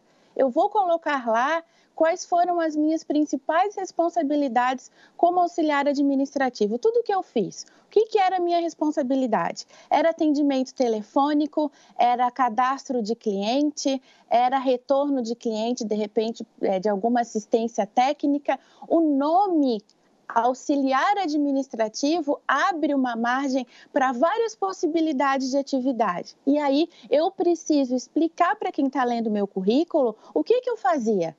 Então aí está a primeira dica, e isso não pode acontecer, de eu colocar lá no meu currículo só o cargo sem descrever as responsabilidades. Eu também não posso colocar no meu currículo só o ano que eu trabalhei sem colocar o mês. Em relação à foto, hoje em dia existe, na legislação, não é mais obrigatório, as empresas, inclusive, não pode se pedir foto, a não ser realmente que seja para uma vaga, para um casting de modelo, por exemplo, e aí eu vou definir um perfil específico para aquele casting que eu estou procurando, e eu vou precisar do material, do portfólio daquela profissional ou daquele profissional, homem ou mulher, que vai participar do casting. Tirando isso, fotos não são mais necessárias e não podem ser exigidas. Certo. Tem profissionais que perguntam se é necessário colocar número de documento. Uhum. Eu não acho necessário. Certo? Certo. Tá certo, doutora. Tá certo. Algumas dicas principais aí para o pessoal investir, de fato, porque a gente está vendo a importância de se fazer um currículo e de pequenos detalhes que muitas vezes a gente deixa passar, como, por exemplo, colocar o mês que você trabalhou, que você passou naquela empresa, quantos meses ali, porque, como você disse, coloca o ano e às vezes passou em uma empresa 3 vezes, em 3 empresas no mesmo ano, fica difícil saber. Doutora, muito obrigada, viu, pela sua participação. Dicas importantes para quem está buscando uma recolocação aí no mercado de trabalho. Obrigada, doutora. Muito obrigada. Tá aí, Fernando. O negócio é investir no currículo, porque a gente sabe que faz a diferença mesmo. Muito bom. Tem festa hoje na Serra Catarinense. Pode puxar a buzina, porque a Rádio Clube, uma das mais importantes rádios do estado, uma das mais antigas, a quem a gente deve muito, não é mesmo, Cibele Fávero? Eu todos os dias estou lá de manhã no Jornal da Rádio Clube, levando algumas informações também diariamente, mas a Rádio Clube é de todos nós, a Rádio Clube do SCC e está de aniversário. Sim, Fernando, e hoje é um dia importante para todos nós, A Rádio Clube é a primeira empresa do Grupo SCC, está comemorando 73 anos, por isso que nós vamos ao vivo para Lages, para saber mais dessa comemoração, desse dia tão importante na Serra, hein, Ana? Bom dia para você. Bom dia, Cibele, Fernando, a todos que nos assistem. Um dia muito feliz para todos nós aqui em Lages. A Rádio Clube está completando seus 73 anos. Todos os anos esse dia, ele é muito comemorado, tem festa, tem bolos, sempre são feitos 72 bolos no dia do aniversário. Esse ano seriam feitos 73 bolos, mas estamos vivendo uma pandemia. A comemoração vai ser um pouquinho diferente. Por conta disso, o diretor de conteúdo, Iotton Neto, está aqui com a gente. Bom dia, Iotton. Como vai ser esta festa da Rádio Clube esse ano? Um pouquinho diferente? Bom dia, Ana. Bom dia a todos que estão nos assistindo. Exatamente, a gente teve alguns dias para pensar em como fazer a comunidade participar dessa festa, porque é muito tradicional aqui em Lages, As pessoas estavam acostumadas a ir para a praça pública, onde realmente nasceu a Rádio Clube, e comemorar junto conosco. Mas, vamos dizer, se nós não podemos fazer a festa, então a festa é que vem até nós. A gente resolveu comemorar isso com aquilo que é o DNA da Rádio Clube de Lages, que é a solidariedade. A gente resolveu lançar hoje uma grande campanha solidária para arrecadação de cestas básicas para doar para instituições aqui da cidade. E por conta disso, a gente precisa muito da ajuda de todos vocês. Nesse ano, a gente vai comemorar ajudando. Nós já começamos a receber algumas cestas básicas aqui, mas durante toda a semana vamos estar instalados aqui, né? E, Otton, vai ter tenda da Rádio Clube, vai ter um pessoal aqui animando, sempre, claro, respeitando, né, os limites sanitários, mas de certa forma, para receber essas cestas básicas. Perfeitamente, Ana. A gente está preparando uma estrutura especial aqui bem na frente do prédio do Grupo SCC-SBT, que também é onde fica o estúdio da Rádio Clube de Lages. E meio que por um sistema drive-thru as pessoas podem fazer a sua doação. Então a gente pede, convida para que quem está nos assistindo nos ajude nessa campanha, traga a sua cesta básica. Pode ser pequena, média, grande, o importante é participar. A gente vai estar aqui até sexta-feira no horário comercial, recebendo essas cestas básicas. E para a gente finalizar, no sábado vai ser o dia D, né? Vai ser o dia do aniversário que a gente vai comemorar um pouquinho diferente. Vamos ter sistema drive-thru também, né? Exatamente. Sábado é o nosso dia D de arrecadação. A gente pensou numa ação bastante diferente para esse dia. Nós vamos estar aqui das 8 da manhã até as 8 horas da noite, recebendo essas cestas básicas. Paralelo a isso, durante a tarde, nós teremos no ar e também nas nossas redes digitais da Rádio Clube aqui de Lages, quem está nos assistindo pode seguir, apresentações com artistas locais, mas tudo pela internet. E aqui também o Exército vai estar nos auxiliando com máscara, luva, para que a gente respeite todas as normas de distanciamento social, mas possa de fato fazer o bem. Ótimo, Otton, mais uma vez obrigado por ter aceito o nosso convite e está aqui, né? Rádio Clube, 73 anos, vai ter festa sim, com o DNA da Rádio Clube, que é a solidariedade. Quer participar deste grande evento, dessa grande festa? Passa aqui em frente ao Grupo SCC, deixa sua doação, deixa sua cesta básica e não esquece de nos acompanhar, de acompanhar a Rádio Clube de Lages nas redes sociais, já que toda a festa, toda a comemoração vai ser por lá, hein? Vai ter muita atração local e vai ter festa da mesma forma. Voltamos ao estúdio. Obrigada, Ana, pelas informações. E parabéns mais uma vez, né? Toda essa história da rádio, história do grupo, a rádio que é tão importante, né? Marcou o início, é a primeira empresa do Grupo SCC. Parabéns a todos. Com você, Fernando. Vamos falar de educação agora aqui no SBT Meio-Dia. A informação mais recente, a Secretaria de Estado da Educação confirmou o retorno das aulas, pelo menos uma nova previsão para o dia 12 de outubro. As aulas deveriam voltar agora no dia 7 de setembro, isso não vai acontecer.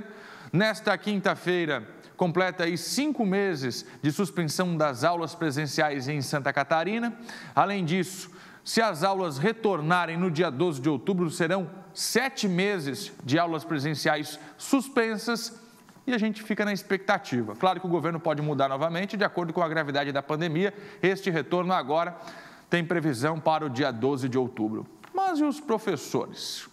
Qual a atuação deles neste momento? A gente sabe que muitos estão sim no acompanhamento do EAD, do ensino à distância, no trabalho de casa, ensinando de casa. Por isso, nós vamos conversar com alguns deles, que representam essa classe tão importante, a classe dos professores. Nós queremos aqui entender um pouquinho como está sendo feito esse trabalho, né, dos senhores de forma remota.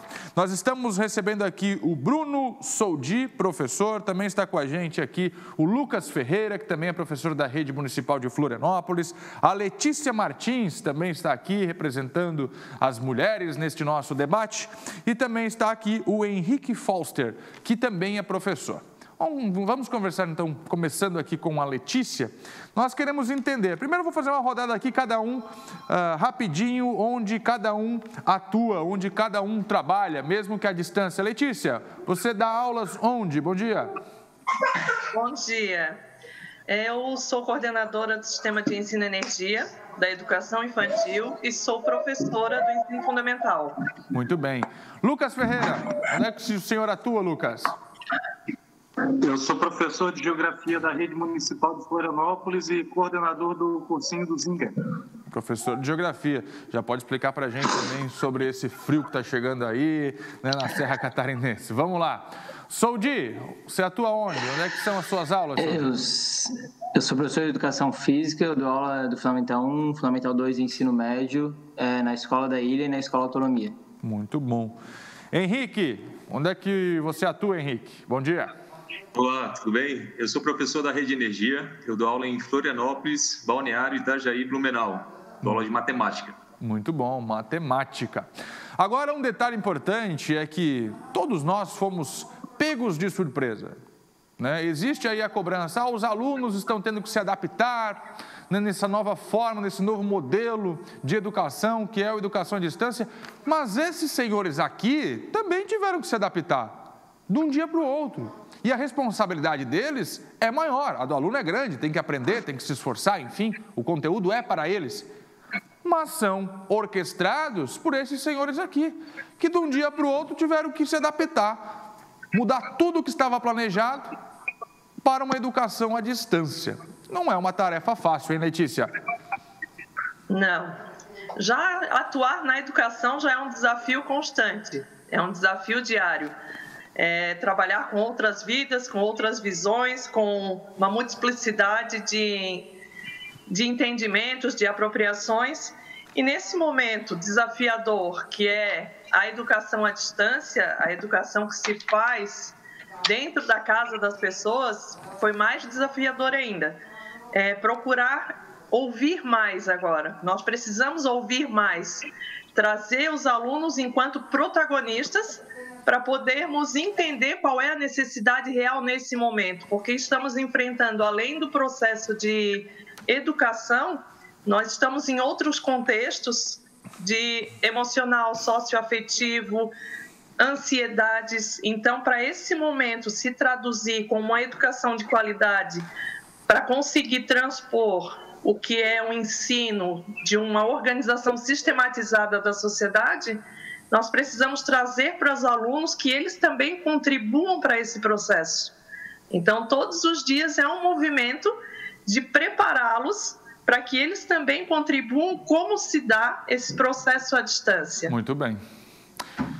Lucas, como é que foi essa adaptação, hein? Do contato diário com os alunos, das escolas cheias, dos gritos pelos corredores, do puxão de orelha, e de um dia para o outro você estava longe de todo mundo, em casa, cada um no seu quarto, estudando por um computador. Como é que foi essa adaptação, hein, Lucas? Uma situação interessante que esse momento acabou trazendo foi de saudade da escola por parte dos estudantes. Eles querem ver os seus amigos, querem encontrar os professores, querem um espaço afetivo e de aprendizagem que significa a escola. A escola se reafirma como algo insubstituível, mais do que nunca. Porque por mais que nós tenhamos 1000 ferramentas de trabalho, nós jamais vamos conseguir substituir o ensino presencial. Me preocupo muito com um setor muito grande da sociedade que ainda não consegue acessar as tecnologias, e eu creio que esse é um dos desafios do poder público, disponibilizar ferramentas para que todos tenham acesso igualitário. Muito bem. Henrique, como é que está sendo a tua rotina, né? Você que também é professor aí na região de Itajaí, como é que está sendo a sua rotina agora, esse trabalho de casa? Eu vou perguntar para todos os senhores essa questão, como é que está sendo a rotina de um professor de casa? Porque a rotina de professor na escola a gente já sabe, né? A gente já sabe, a gente acompanhou, né? A gente viveu esse momento, o professor que prepara a aula em casa, às vezes não tem hora de atividade, mas tem que preparar a aula em casa, chegar na escola, aplicar o conteúdo, ter que aturar muitas vezes estudantes mal educados e por aí vai. Aí depois faz a reunião, faz o conselho de classe, volta para outra escola, aí à noite trabalha em mais uma universidade, porque professor é assim. A vida do professor no dia a dia a gente conhece e a gente sabe que não é nada fácil. Às vezes ainda tem que fazer uma manifestação para reivindicar melhores condições de trabalho. A gente conhece isso aí, a gente tira de letra. Agora, em casa, essa é a minha curiosidade. Como é que está sendo a rotina de vocês? Começa por você, Henrique. Bom, de uma hora para outra a gente teve que se adaptar. Então, a gente entrou numa quarentena numa terça-feira. Nessa mesma semana a gente já começou a gravar aulas. Existiam vários aplicativos já que podiam dar aula, reuniões e tal, a gente não conhecia, a gente teve que conhecer todos eles. Nós tivemos que aprender a lidar com a câmera, a não ter vergonha de falar para si mesmo, de falar com o computador e tudo mais, e aos poucos a gente foi se adaptando. A gente sabe que depois disso tudo, o mundo não será o mesmo. A gente está aprendendo um mundo novo, algumas coisas do EAD vão permanecer, a gente sabe disso. Por exemplo, eu dou aula em outras cidades. Várias reuniões que a gente poderia ter feito de forma online. Por exemplo, vou ter uma reunião lá em Blumenau. Não precisava ter ido a Blumenau, sendo que hoje a gente vê que funciona assim, desse mesmo formato que a gente está fazendo aqui. E a sensação que a gente tem hoje é a mesma que você deve ter, de falar para as pessoas que estão em casa. Entende? Então, a gente sabe que está atingindo elas, a gente sabe que o conhecimento tem que ser levado. E nesse momento difícil, todo mundo tem que se superar, né? Não só nós professores, mas como os alunos, a família, e todo mundo tem que se ajudar. Então, em casa, o pessoal está me ajudando, fazendo silêncio, dando meu espaço. Está sendo complicado para eles também, porque vários momentos eu tenho uma filha pequena, ela quer brincar e tudo mais, ela sabe que o pai está dando aula, não pode ficar falando alto, não tem o pai naquele momento, o pai está em casa, mas não está presente, o pai está trabalhando, o pai está fazendo prova, o pai está preparando aula, então é um estar em casa e não estar. Porque a gente tem que preparar uma aula com cada ponto para não se perder, sabe? Uma aula de 45 minutos, ela tem que ser totalmente planejada, cada minuto, cada detalhe, para que não falte nada para os alunos. Então, a gente sabe que nada substitui a forma presencial, mas o EAD, nesse momento, está sendo, né, bem visto e com certeza a gente está fazendo um bom trabalho. Bruno, então folga não existe aí, né? Para quem esteja pensando neste momento que os professores, porque não estão em sala de aula, estão curtindo o conforto do lar, a gente pode dizer que há um engano. Agora, para a educação física, eu ainda fico um pouco mais curioso, né? Porque o conteúdo, ele é diferente, né? A galera quer saber de bola, né? Na minha época era assim, né? Era bola para os meninos na areia, bola para as meninas na quadra, o professor passava o conteúdo na quadra mesmo, né? Não é que não tinha, né, o conteúdo, mas o conteúdo era na quadra mesmo, com o pessoal jogando e a técnica. E como é que está sendo agora, hein, para a educação física, e como é que está sendo a tua rotina em casa? Conta pra gente.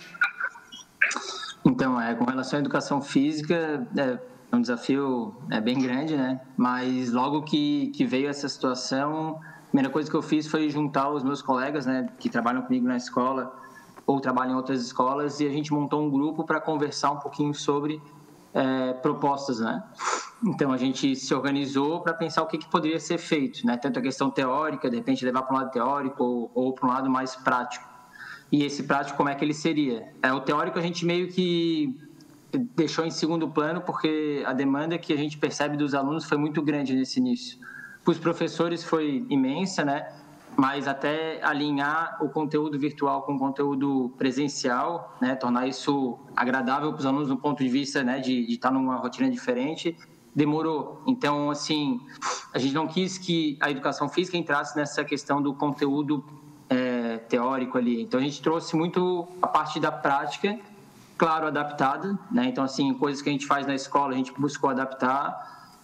Alguns conteúdos eu já tinha, né, pretendido esse ano, você falou de bola aí, de jogo, eu busquei esse ano ampliar possibilidades, né? Então eu comecei o ano montando um planejamento com eles de trabalhar luta, dança, ginástica e tal, e aí o meio virtual foi excelente para isso, né? Porque eu, por exemplo, não tinha tanto domínio nessas áreas, eu ia buscar alguns professores para ir dar oficinas, e o meio virtual possibilita isso por vídeos do YouTube e outras plataformas, outras formas de passar para eles. Então, o primeiro momento foi muito nesse sentido, né? Trazer diferentes práticas corporais para estimular eles a praticarem alguma coisa em casa, né? É uma vivência completamente diferente, né? Eles vão ter que ter uma boa vontade de estar se colocando, né? E a preguiça pegou muito no começo, especialmente. Eu tive retorno dos alunos nesse sentido. É muito difícil criar uma rotina, né, de prática de atividade física. Acho que para todo mundo, né? A gente, como adulto, como professor, especialmente, porque a carga de trabalho, acho que todo mundo aqui pode falar que foi maior do que na escola, né? Quando a gente trabalhava na escola, a carga de trabalho era muito menor. Então, a gente teve uma questão de demanda de produzir material, encaminhar para eles, e também tá recebendo esse material, corrigindo. Então, assim, foi uma demanda bem diferente, né? Acho que a rotina mudou completamente. Eu tô com um filho, o Henrique falou ali da filha, o meu filho tem 8 meses, né? Então, ele já viveu mais a quarentena do que a vida livre. E para ele, claro, ele não vai entender, né? Filho, fala um pouco mais baixo, não existe isso. Então, assim, para eu criar uma rotina em casa para fazer aula, foi bem difícil no primeiro momento, está sendo ainda, né? Acho que foi bem difícil no primeiro momento, a gente se adaptou, mas sempre vem uma adaptação nova. Muito bem. Então, para a educação física, não foi muito a questão do direto aula prática, né? Assim, aula virtual, não. A gente começou produzindo material e, num segundo momento, a gente começou a dar aula virtual mesmo, falando com os alunos ali e tal. Muito bem. Educação física é importante, claro. todas as disciplinas são importantes, mas a educação física ela tem uma característica diferente que é também voltada para a saúde, né? O professor falou agora, na escola conseguia trabalhar essa questão de atividade física de uma forma diferente, um jogo, enfim, né? Uma atividade esportiva, e tem muito disso, né? Da educação física também favorecer com a saúde, não é só o conteúdo, a técnica, quem quer ser um atleta, enfim, mas também a questão da saúde, da própria saúde deste estudante e desta iniciação esportiva, que é também uma iniciação de atividades esportivas que vão render aí frutos positivos para a saúde ao longo da vida. Lucas Ferreira, conta pra gente, você que é professor da rede pública de Florianópolis, como é que está a sua rotina? Claro que na rede pública existem algumas diferenças da rede privada. Como é que está sendo neste momento a sua rotina? O Bruno falou pra gente agora que a demanda aumentou. Você confirma isso? Você está trabalhando mais agora, ou pelo menos se dedicando mais tempo agora do que antes, quando a atividade era em sala de aula? Eu concordo com a opinião do colega. De fato, os professores estão trabalhando mais do que no sistema presencial, pelo menos na maioria dos casos. Na rede de Florianópolis, nós disponibilizamos com periodicidade atividades no portal da Prefeitura. E para as famílias que não conseguem acessar tecnologias digitais, fica uma opção de retirar os materiais impressos nas unidades educativas. Na medida do possível, a gente está tentando fazer reuniões online com pais, com estudantes, usando plataformas novas aí, como o Google Sala de Aula, YouTube. Eu penso que um aspecto positivo desse momento é que nós, voltando da pandemia, teremos mais ferramentas de trabalho para usar em sala de aula. Nós aprendemos a manejar outras técnicas que podem tornar as nossas aulas presenciais mais interessantes. De qualquer forma, eu sigo muito preocupado porque na Prefeitura de Florianópolis, o nosso quadro de estudantes em boa parte não tem acesso às tecnologias e muitas vezes as famílias têm menos condições de orientar esses trabalhos escolares, o que de alguma maneira só ressalta a importância do professor como mediador da aprendizagem. Mas eu vou na toada aí dos meus colegas, acho que a gente está um pouquinho sobrecarregado aí com a pandemia, com o horário de trabalho se confundindo com o horário de descanso. Muito bem. Com os nossos filhos, enfim, precisando de atenção e a gente ali trabalhando. A situação é essa na rede também. Muito bom. Vamos fechar com a Letícia, então. Letícia, qual a mensagem que você deixa agora? Né? Conta um pouquinho para a gente da sua rotina também. E qual a mensagem que você deixa para quem está em casa, para os pais especialmente, né, que estão acompanhando? Também é uma dificuldade para os pais, né, ter que lidar com esse novo momento. Mas conta para a gente como vocês estão contribuindo para facilitar a vida dos pais e dos alunos. Bem, é sempre complicado lidar com o novo. Nós estamos no novo real. A nossa casa virou uma sala de aula, virou um estúdio, virou um cenário da escola. Os pais têm acompanhado muito, principalmente cada faixa etária tem uma especificidade diferente que necessita desse olhar cuidadoso. E com as crianças bem pequenas, nós temos tentado buscar sempre o lúdico, para que ele se interesse, porque chamar a atenção de uma criança pequena de 4, 5 anos é muito complicado. E os pais têm nos dado essa parceria também em trazer elementos que busquem essa curiosidade da criança, estão assistindo aulas juntos, eles estão presenciando o que é uma escola mesmo, porque eles estão ali participando e contribuindo com falas, com atividades, no que veio falar o Soldi, o Henrique e o Lucas. A gente está trazendo todos os elementos, todas as dinâmicas que nós tínhamos na sala, na escola, na instituição, nós estamos trazendo para dentro da casa das famílias. E se não fosse essa contribuição deles, esse entendimento, no início foi meio conturbado, porque, tá muito barulho, eu não consigo entender. Aquela criança, aquele adolescente que não conseguia falar, o lado emocional ficou mais abalado porque eles não conseguiam expressar o que é diferente numa sala, que se ele não consegue expressar para que o professor ouça, ele trocava uma ideia com um amigo do lado e agora não, agora nós estamos todos na mesma tela. Então, Com o tempo, foi se apropriando dessa condição, alguns critérios foram criados e as crianças conseguem agora, os adolescentes, eles conseguem ouvir o outro. Tem um lado bom também, é a resiliência, né? De um momento tão inesperado, consegue-se tirar alguma coisa favorável. E hoje tem um pouquinho mais da escuta, de perceber, de olhar um amigo, a família contribuindo mais, entendendo o que é esse processo professor e crianças, professor, ensino. Então, é uma tríade aí entre criança, família e instituição. Uma tríade que, se não caminhar juntas, nós não vamos ter o sucesso de qualidade de educação. Muito bom.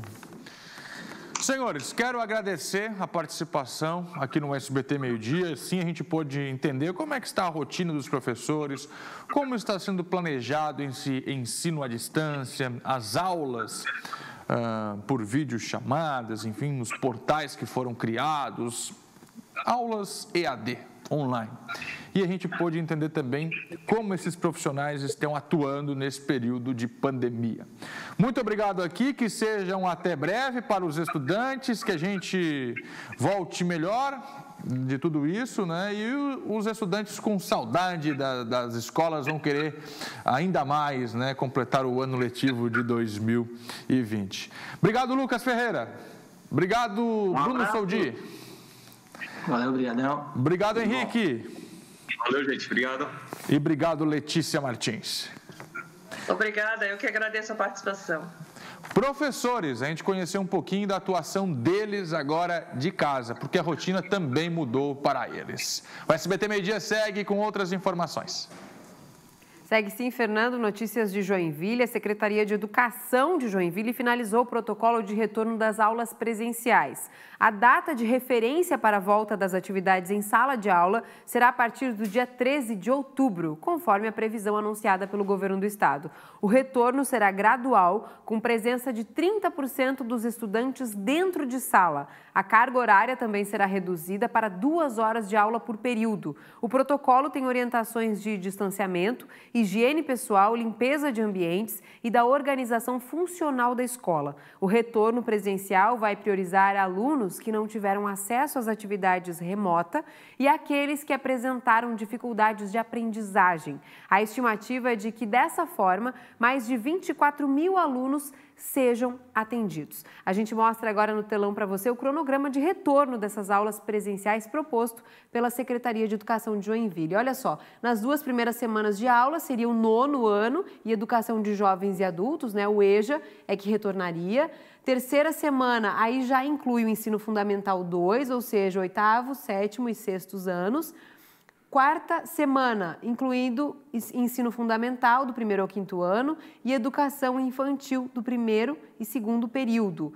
Na quinta semana, daí também já fazem parte, são incorporadas as crianças da educação infantil e também a etapa creche. Então, uma inclusão gradual aí, né? A gente já percebe até que pela faixa etária são dos maiores aos menores, semana após semana e, é claro, sendo sempre reavaliado. Muito bem. Parabéns aos moradores de Chapecó. A cidade completa hoje 103 anos de emancipação. Pois é, Fernando. E por causa da pandemia, o município não vai comemorar com festa, não. Mas, é claro, é uma data que precisa ser lembrada, né? A repórter Vanessa Presoto e o cinegrafista Larson prepararam uma matéria especial. Olha aí. Definida por muitos como uma cidade guerreira, de um povo acolhedor, Chapecó é feita de pessoas que se orgulham de viver aqui. É uma cidade que eu moro há 58 anos e não troco Chapecó por nada. Toda vez que eu saio, eu volto sempre com aquela vontade de dizer, daqui eu não saio mais. E eu sempre digo, quem conhece, não esquece. Chapecó é uma cidade acolhedora, de pessoas trabalhadoras, pessoas que se respeitam, pessoas que têm amor por Chapecó. E não é de Varde que é uma cidade maravilhosa por si própria. A cidade não para de crescer. Cidade essa da Chapecoense, time que ganhou o mundo. A capital do turismo de negócios. A 5ª cidade do país no ranking de geração de empregos, segundo o Ministério da Economia, que mesmo em meio à pandemia se manteve forte e não parou. A agricultura e as agroindústrias são as principais fontes de renda do município. 78% da economia da cidade vem do agronegócio, setor que ajuda o município a manter a receita em meio à pandemia. O agronegócio mostrou mais uma vez que na hora da dificuldade ele se agiganta, né? Ele manteve a nossa economia e nos deu, então, um reflexo menos danoso do que em outros municípios. Rosival é maranhense e há 9 anos decidiu que queria uma nova vida. E o professor escolheu Chapecó. O que ajudou na decisão foi a fama que a cidade tem de ser acolhedora e que oferece aos moradores uma boa qualidade de vida. Além, é claro, da expectativa de conseguir um bom emprego. Você ia numa empresa com a carteira e no mesmo dia você já era entrevistado e já saía direto para fazer o exame admissional e já marcava daqui a 3 dias você já pode começar a trabalhar. Para o prefeito, a cidade tem tudo o que precisa para ser o maior município de Santa Catarina daqui 50 anos. A nossa cidade tem tudo para continuar crescendo acima da média. E crescendo acima da média, numa prospecção então de 50 anos, nós, continuando nesse ritmo, seremos, além de ser a melhor, nós seremos a maior do estado também. Agora é hora da política aqui no SBT Meio-Dia. Já chegando aqui, Cláudio Prisco Paraíso e os destaques de hoje. Oi, Prisco, boa tarde. Muito boa tarde, meu caro Fernando. Boa tarde a todos. Olha, a defesa do presidente da Assembleia, Júlio Garcia, sofreu uma nova derrota no contexto judicial. Estamos nos referindo à Operação Alcatraz, desencadeada a 30 de maio do ano passado. Pois muito bem, o advogado César Abreu tentou, junto à juíza federal Janaína Cassol Machado, que as investigações fossem transferidas para o âmbito da Justiça Estadual. Hoje, elas correm no contexto federal. E esse pedido foi indeferido pela magistrada. Júlio Garcia, que já está indiciado desde outubro do ano passado pela Polícia Federal e que tem tudo para ser denunciado pelo Ministério Público Federal, aí na sequência entre os meses de setembro, outubro, novembro, no máximo. Paralelamente a isso, hoje, terça-feira, é o dia da instalação da comissão especial, integrada por 9 deputados estaduais, já definidos, que ficará responsável pela apreciação, não apenas do pedido de impeachment, de autoria do defensor público Ralph Zimmer Jr., bem como da defesa a ser apresentada até o próximo dia 2 pelo governador, pela vice e pelo secretário da administração. Já dissemos aqui que a formação é majoritariamente oposicionista. 5 contrários ao governador e 4 que não são da base governista, mas que têm conversado com Carlos Moisés. Tudo leva a crer, sim, que esse parecer será pela colocação da matéria ao plenário, final de setembro, quando então são necessários 27 votos para o afastamento temporário já do governador e da vice, prevalecendo o rito estabelecido pela Assembleia e respaldado pelo ministro do STF, Luiz Roberto Barroso, mas que já recebeu um recurso do governador, da sua defesa, e deverá se manifestar ao longo da próxima semana. A própria defesa de Carlos Moisés também poderá questionar na Justiça a composição dessa comissão especial, assim como já fez também o advogado do governador do Rio, Wilson Witzel, que também enfrenta um pedido de impeachment na Assembleia Carioca. Ou seja, teremos aí uma série de demandas judiciais que poderão postergar uma definição política com relação ao impeachment com afastamento ou não do governador e da vice. A sessão de hoje será presidida pelo deputado Moacir Sopelso, mais idoso, e serão eleitos presidente e relator entre os 9. Pois muito bem, ontem eu recebi uma ligação em forma de um simpático protesto do prefeito de Lages, Antônio Seron, informando que já definiu, sim, é candidatíssimo à reeleição e está muito otimista com a perspectiva de recondução pelo trabalho realizado. Ele vê com naturalidade a candidatura eventual da deputada federal Carmen Zanotto, em Lages, e coloca que a cidade tem um histórico. Aliás, uma abordagem que eu já fiz alguns meses atrás, talvez um ano atrás, aqui no SBT Meio-Dia, que o lagiano sempre puxa o freio de arrumação quando um deputado federal deseja ser prefeito. Isso aconteceu lá em 88, na sucessão de Raimundo Colombo, no seu primeiro mandato de prefeito, quando Paulo Duarte, que o havia antecedido, quis retornar à prefeitura. Era deputado federal. O que ocorreu? Elegeu-se o vereador Fernando Agostini, o Coruja. E depois, o próprio Coruja, que foi beneficiado por essa situação em 88, na década de 90, ou já nos anos 2000, foi prejudicado. Por quê? Porque era deputado federal e quis voltar à prefeitura. E o prefeito Renatinho foi reeleito. Então, de alguma maneira, é uma advertência para Carmen Zanotto, que também começa a ficar preocupada. Já está no seu mandato terceiro de federal, como disse ontem, uma excepcional parlamentar na defesa dos interesses de Santa Catarina, mas que poderá ter uma concorrência dura em 2022, quando o ex-governador e ex-senador Raimundo Colombo poderá concorrer à Câmara Federal. E aí teríamos uma disputa na região serrana, particularmente na própria cidade de Lages, de duas candidaturas. Isso poderia ser muito desafiador para a própria Carmen Zanotto. Sem falar do próprio ex-governador, considerando que ali em Lages poderia haver uma divisão. Mas como ele tem um nome estadualizado, porque foi governador por 2 mandatos e também senador, poderia buscar votos em todo o estado. E para encerrar, nós temos aqui algo muito interessante. Eu vou até dar o crédito.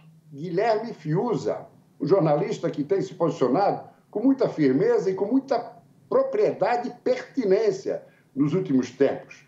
O Registro Civil do Brasil informa que, no comparativo desse ano com o ano passado, nós tivemos uma acentuada queda de óbitos por doenças mais ou menos crônicas, como pneumonia, também além da pneumonia, infarto, AVCs, problemas respiratórios, insuficiência e septicemia.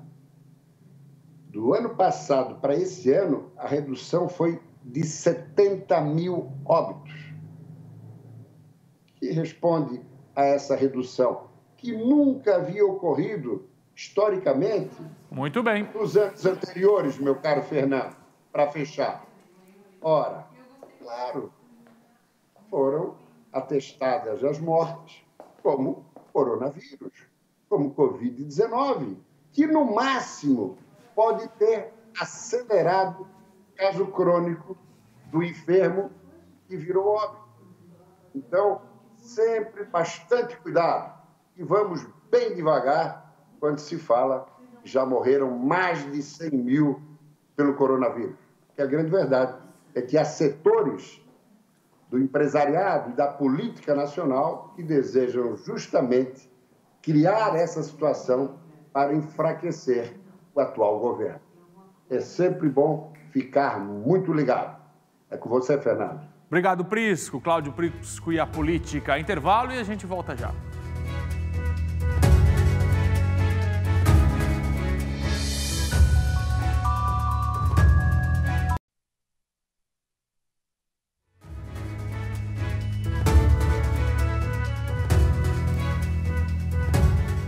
Voltamos com o SBT Meio Dia, agradecendo a sua companhia nessa terça-feira. A gente se encontra amanhã, 11h30 da manhã, com outras informações. Cuide-se e até lá.